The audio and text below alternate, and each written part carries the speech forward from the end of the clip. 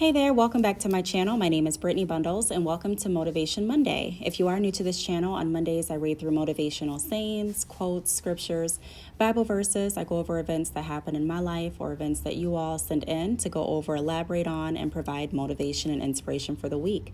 So today what I'm going to be going over is a blog.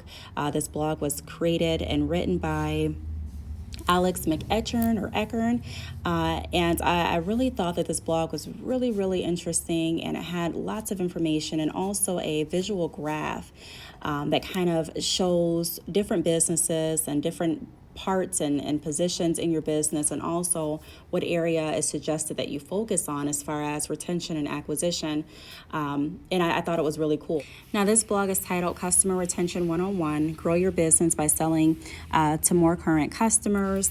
And like I said, during this blog, I'm really going to be pointing out some key areas because there's just so much information in here, and I was really pleased and shocked to find all this information. Now, this information is in Shopify. It's in the Shopify blog section. So if you haven't switched over to Shopify, like I always say, be sure to do so. Click the link down below in this video.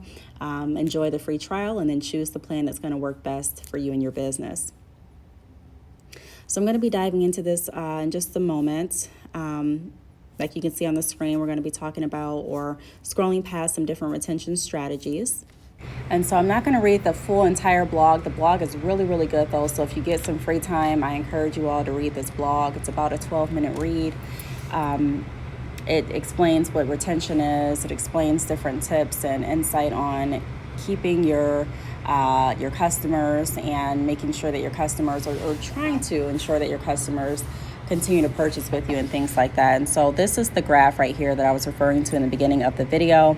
It goes over acquisition versus retention. So it shows here 1, 2, 3, 4, 5, about 5 different business types. You know, either you're just starting, gaining traction, consistent, established, or well established. And so the first one that we're looking at, if you just started, meaning you have no sales, then you can look at the graph and you can kind of see that acquisition should be your main focus, getting customers in, making more people aware of your brand, getting more traffic to your website and things like that.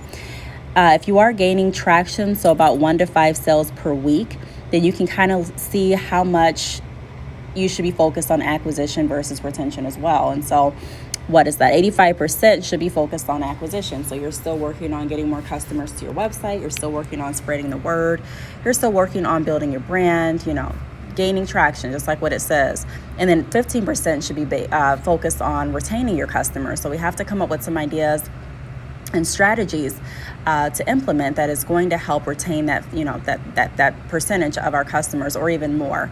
And so this really helps me be able to better explain to different businesses and even in my business kind of helps me as a guide to where I should be striving towards. Now, you all always can do better and strive for more, and you can set your own goals, but I thought that this was a great visual. And then you also have consistent. So consistent in this blog is considered, at least 1 sale per day. So at that point, 70% should be focused on acquisition, again, getting customers in, still wanting customers to come to your website and gaining new customers. But then 30% should be focused on retention, so retaining the customers that have already purchased. And then we can move right along to establish. So it's kind of like 50-50. 50% should be focused on acquisition, 50% should be focused on retention. So not only are you focused primarily on your acquisition, getting customers to your website, introducing your brand and things like that, but now you're also very much committed and focused on keeping the customers that have already purchased with you and making sure that we're retaining them. And then if you look at the last graph, it refers to well-established businesses. So that's 10 plus sales per day. And it explains that we should be focusing on 40% acquisition and 60% retention. So I really like this graph. A lot of times I get questions, and the questions are they're kind of difficult and challenging to answer in the sense that I'm not looking at the specific stores' numbers or their analytics, or even really their potential. I really don't have much to go off on. If someone asks me via email, hey, what should I be focused on with my business? I started last week.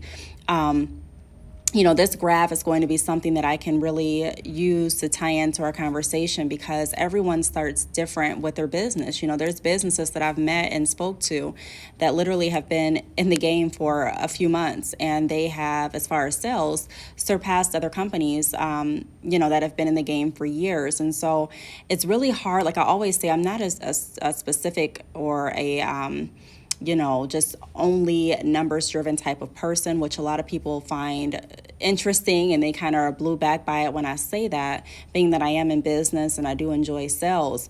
Of course, their numbers do play a part in business and in sales. But in my opinion, it's not the number one focus. You know what I mean? There's so many different things that we can focus on that can drive the numbers.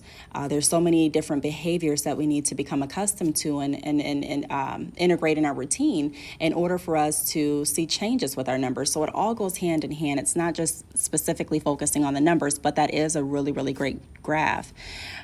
So repeat customer rate is the backbone of customer retention. It measures the percentage of customers willing to make a second purchase from you. And so this, like I said, during this whole video, continue to pay attention to the screen, because it does go over some different tips and just more information from this blog that can help us make sure that we are doing really good at retention.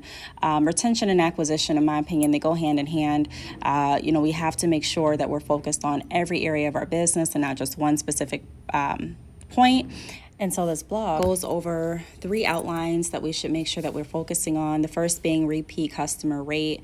So taking a look to make sure that we are familiar with our store and our analytics, how many customers are coming back to reorder. And then also purchase frequency, how often are we receiving an order. And then the third is average order value. So of the orders that we are receiving, what are the typical average value of the order? What's the amount? I also look at the products that customers are typically purchasing. And, I look at all of that information. So all of this information is really helpful in making sure that we identify lost opportunities and also upcoming opportunities, to make sure that we're doing better as an overall business.